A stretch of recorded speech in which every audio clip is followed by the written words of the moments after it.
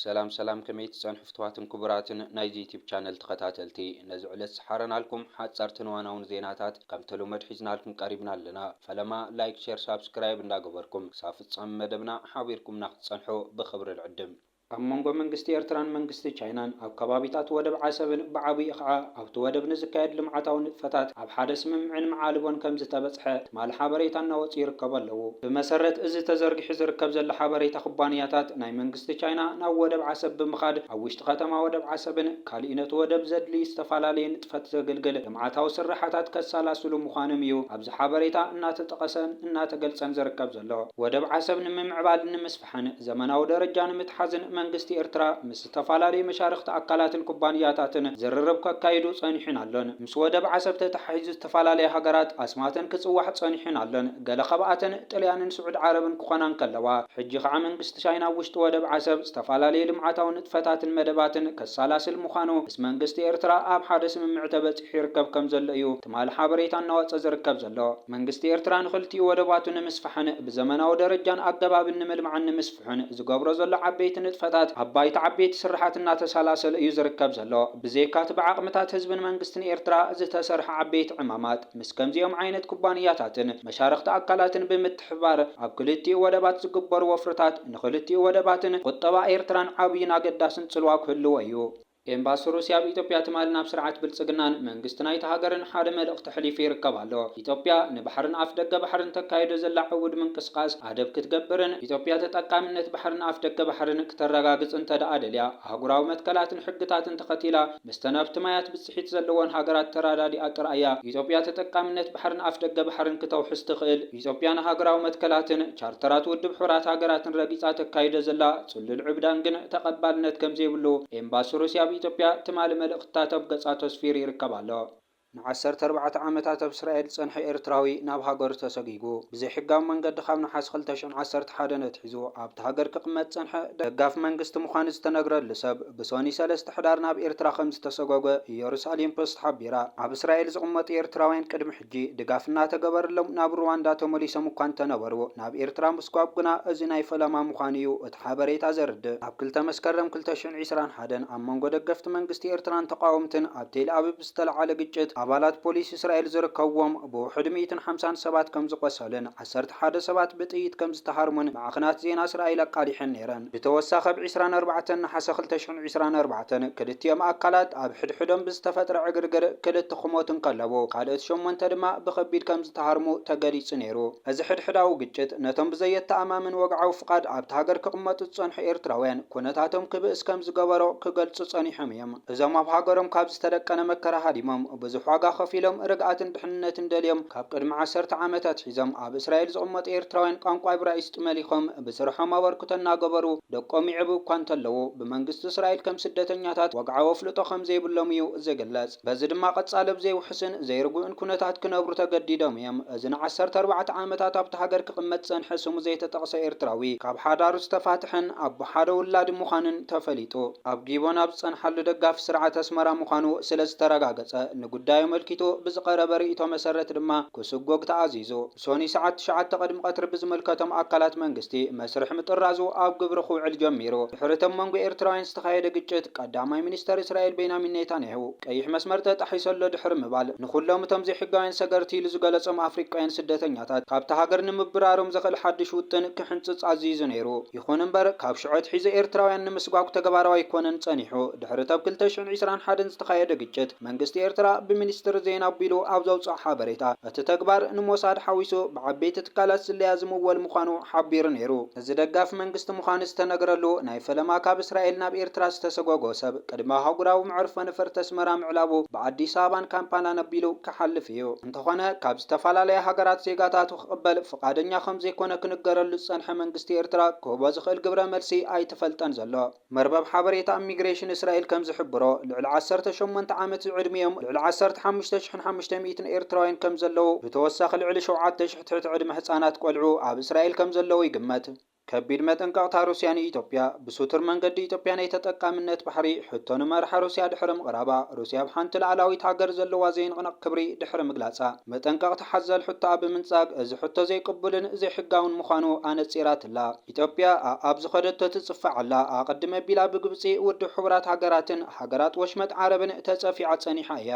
ኣብ መንጎ ኢትዮጵያን ኤርትራን ይቕጽል ኣብ ዘሎ ውጥረት ናይ ዓለምና ትኩረት ናብ ምብራቕ ኣፍሪቃ ዘይምዃኑ ስዒቡ እዚ ዞባ እዚ ናብ ከቢድ ሓደጋ ክወድቕ ከም ዝኽእል ተሓቢሩ ቀዳማይ ሚኒስተር ዶክተር ኣብይ ኣሕመድ ኣብ ቀረባ ግዜ ኣብ ባይተ ወከልቲ ህዝቢ ቀሪቡ ኣብ ዝገበሮ መደረ ምስ ኤርትራን ንደሊ ዘለና ሰላም እዩ ኩናት ኣይንደልን ድሕሪ ምባሉ ኩናት እንተተላዓይሉ ግን ውፅኢቱ ግልፂ እዩ ድሓር ዋይ ኣይሰርሕን እከለ ክሕግዘኒ እንተበልካ ማንም ኣይበፅሐልካን እዩ ብምባል ብትሪ ተዛሪቡ ነይሩ እዩ ጥይት የቐብልካ ዳ እምበር ማንም ሞትካ ይሞተልካን እዩ ዝበለ እቲ ቀዳማይ ሚኒስተር ንፕሬዚደንት ኤርትራ ኢሳያስ አፈወርቂ ኣብቲ ባይተ ተወከልቲ ህዝቢ ዝተረኽበሉ ኣኺባ ከቢድ መጠንቀቕታ ምሃቡ ዝዝከር እዩ እዚ ኣብዚ ሰሙን ኣዝዮም ኣዘራረብቲ ካብ ዝነበሩ ዛዕባታት ሓደ ኮይኑ ሕጂ እቲ መጠንቀቕታ ናይቲ ቀዳማይ ሚኒስተር ሓቂ እናኾነ እንተመፂን ኩናት እንተተላዒሉን ዓለም ንኢቲ ኤርትራ እትህቦ ቃልቦ ኣዝዩ ንኽቕንስ ዝገብሩ ጉዳያት ብፍላይ ድማ ካብ ኣሜሪካ ብተደጋጋሚ እናተሰምዑ እንትኾኑ ኣብ ምብራቕ ኣፍሪካ ኩናት ምስ ዝለዓል ኣቃልቦ ክወሃቦ ዝኽእል ኣብ ካልኦት ከባቢታት ኩናት እንተዘይሃሊ ምዃኑ ሓደ ኣብነት ክኾን ዝኽእል ኩናት ሱዳን ምጥቃስ ከም ዝከኣል ብምግላጽ ብፍላይ ድማ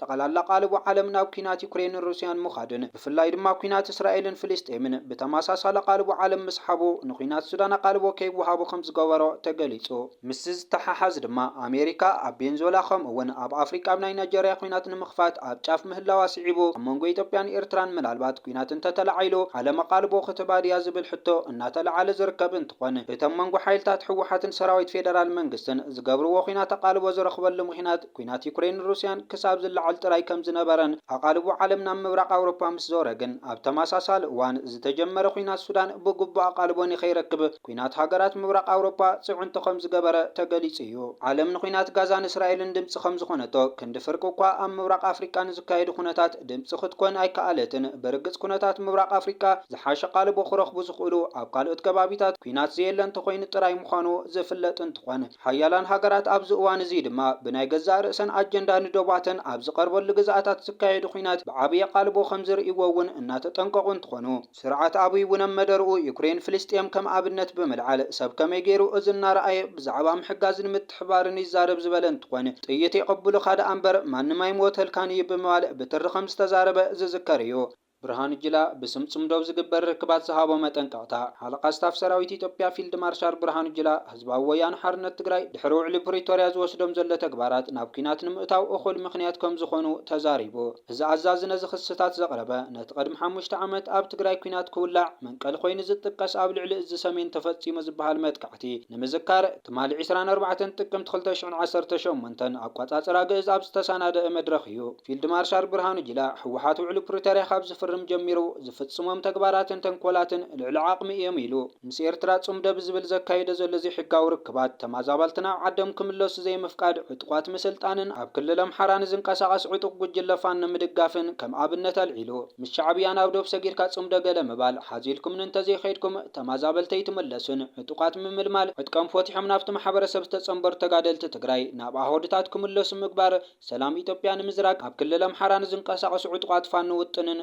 ተተኮስትን መሃብ አንጻር ሕገ መንግስቲ እዩ አንጻር ፕሪቶርያ እውን ኢሉ ሕወሓት ጉድኣት የብጽሕ እኳ እንተሃለወ ኩናት እንተተወሊዑ ግን ዝያዳ ጉድኣት ከስዕብ እዩ ምስ ግዜ ልቢ ዝገብር ሰብ ክፈጥር እዩ ብዝብል መንግስቲ ዓቕሊ ከም ዝገበረ ብርሂቡ ፊልድ ማርሻል ብርሃኑ ጁላ ኣብዚ መጥቃዕቲ እዚ ሰሜን ንምዝካር ኣብ ዝተኻየደ ስነ ስርዓት ኣብ ዝሃቦ መደረ ንዘመናት ህዝቢ ትግራይ ንምክልኻል ዓስኪሮ ዝጸንሐ ሰራዊት ዝተፈጸመ መጥቃዕቲ ዘሕፍር ክሕደትን ታሪኻዊ በሰላን ክብል ከሲሱ ወሲኹ ድማ ሕወሓት ኣብ እዋን ኩናት ምጽናት ዓለት ፈጺሙ ኢሉ ምስ ዝኸሰሶ ሻዕብያ መንግስቲ ኤርትራ ምሕዝነት ከም ዝፈጠረን እዚ ድማ ካሊእ ኣብነት ጥሕሰት ምዃንን ሓቢሩ እዚ ሓይሊ ን50 ዓመታት ጥልመት ክፍጽም ጸኒሑ እዩ ግብፃውያን ንሻዕብያ ቆፂሮም ሻዕብያ ድማ ንኢትዮጵያ ክጎድእ ወደብ ባሕሪ ኸሊእና ሃገር ክመቃቅል ነዚ ውድብ ኢሉ እኺሉ እቲ ኣዛዚ ዘረቡኡ ንውስን ጉጅለ እምበር ንህዝቢ ትግራይ ንኹሎም ኣባላት ሕወሓትን ዝምልከት ከም ዘይኮነ ኣስሚሩሉ ሕጂ እውን ኣዴታት ትግራይ ከብኪ ይሰርሑ ኣለዎ ህዝቢ ትግራይ ነብሲ ሓራ ከውፅእ ኣለዎ እዚ ቁራጽ ጉጅለ ሕወሓት መጻ ህዝቢ ትግራይ ክውስን የብሉን ይብል እቲ ሓለቓ ስታፍ ኩናት ብሓደ ወገን ጥራይ ደው ምባል ከም ዘይከኣል ዝገለጸ ፊልድ ማርሻል ብርሃኑ ንሃገራዊ ረብሓናን ሰላምና ክንቃለስ ኣለና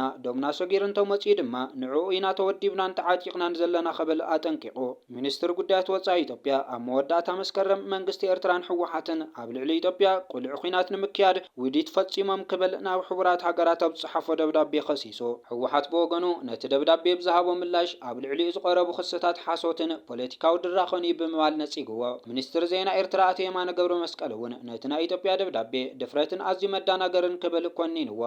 ግብፅን ኣሜሪካን ብዛዕባ ሱዳን ሊብያ ቀርኒ ኣፍሪካ ጸጥታ ማይል ናይል ኣብ ስትራቴጂካዊ ዝርርባት ተዛትየን ዓበይቲ ሰበስልጣን ግብፅን ሕቡራት መንግስታት ኣሜሪካ ብሶኒ ብዛዕባ ኣፍሪቃዊ ጉዳያት ማለት ብዛዕባ ምዕባለታት ኣብ ሱዳን ሊብያ ከባቢ ዓበይቲ ቃላየት ሳሕል ከምኡ እውን ቀርኒ ኣፍሪቃ ብተወሳኺ ብዛዕባ ጸጥታ ማይ ግብፂ ስትራቴጂካዊ ዝርርብ ኣካይደን ብወገን ግብፂ ብሚኒስተር ጉዳያት ወፃኢ ባድር ዓብደላቲ ብወገን ኣሜሪካ ድማ ብማሳድ ቦለስ ኣዛዝ ኣመኻሪ ፕሬዚደንት ኣሜሪካ ጉዳያት ዓረብን ኣፍሪቃን ከምኡ እውን ማይክል ሪጋስ ምክትል ጸሓፊ ሃገራዊ ጉዳያት ንምሕደራ ሃብትን ተመሪሑ ክልቲኦም ወገናት ነቲ ፍሉይ ስትራቴጂካዊ ምትሕግጋዝ ኣብ መንጎ ሃገሮም ኣመስጊኖም እዚ ድማ ምውሓስ መሰረታዊ ጸጥታ ኣብ ማእኸላይ ምብራቕን ኣፍሪቃን ከም ዝኾነ ገሊጾም ክብል ሚኒስትር ጉዳያት ወፃኢ ግብፂ ኣብ መግለጺ ሓቢሩ ባድር ዓብድላትን መሪሕነት ፕሬዚደንት ኣሜሪካ ዶናልድ ትራምፕ ኣመስጊኑ እዚ ድማ ንኹናት ቃዛም ምብቃዕ ቀንደበርክቶ ከም ዝነበረ ገሊጹ ከምኡ እውን ግብፂ ምስ ምምሕዳር ኣሜሪካ ንተጻብኦታት ኣብ ኣፍሪቃ ንምብቃዕ ድሌት ከም ዘለዋ ገሊጹ ኣብ ሱዳን ንሰለስተ ዋርሕ ጸንሕ ስምምዕ ደው ምባል ተኽሲ ክፍረም ስምምዕ ከም ዝተበጽሐ ኣመኻሪ ፕሬዚደንት ኣሜሪካ ዶናልድ ትራምፕ ዝኾነ ማሳድ ተዛሪቡ ኣሎ ኣመኻሪ ጉዳያት ኣፍሪቃ ማሳድ ክልቲኦም ወገናት ብተናጸል ከም ዘዘራርብዎም ገሊጹ ኣብ ርክቦም ክልቲኦም ወገናት ንስምምዕ ደው ምባል ተኽሲ ከም ዝተስማዕምዑ ሓቢሩ ብቐጥታ ይኹን ብተዘዋዋሪ ይተራኸቡን ኣሜሪካ ያ ብተናጸል ኣዘራሪባቶም ግን ድማ ክሰማምዑ ተስፋ ይገብር ኢሉ ማሳድ ሕጂ ዝርዝር ስምምዕ ንምውዳእ ትኹረት ኣሜሪካ ይብል እቲ ኣመኻሪ ድሕሪ እዚ ስምምዕ ሰብኣዊ ሓገዝ ንትሽዓተ ወርሒ ዝጸንሕ ውዕል ንኽትፈራረሙ እውን ኣሜሪካ ተሊማላ ኣሜሪካ ሓዊሲ ቱርክ ሕብረት ኣውሮፓን ኳታርን ኣብ ምሽምጋል ተጸሚደን ኣለዋ ይብሉ ጸብጻባት ኣሜሪካ ኣብ ሱዳን ክልተ መንግስቲ ከም ዘይትድግፍ ብግልጽ ቐሚጣላ ብሰራዊት ሱዳን ደው ዝበለ መንግስቲ ጥራሕ ተቐባልነት ከም ዘለዎ ኣሜሪካ ተኣምን ይብል ጸብጻብ ሱዳን ትሪቡን ሕቡራት ዓረብ ኢማራት ንሓይልታት RSF ዝግበር ኢድኣታውነት ደው ክብል ንጽውዕ ኢለሎ ሞሳድ ዳዕመል ሰሪዕ RSF ኣብ ሱዳን ከተማ ኣልፋሽር ኣብ ውሽጢ መዓልታት ልዕሊ 2,000 ንጹሃን ጨፍጪፉ እዩ እምበኣር ከስነ ዝዕለት ሰሓረናልኩም ሓጸርትን ዋናውን ዜናታት ነዞም ተኸታተልኩሞም ይመስሉ ነይሮም ቀጻሊ ብኻልኦት ሓበሬታታት ክሳብ ንራኸብ ሰሰናዩ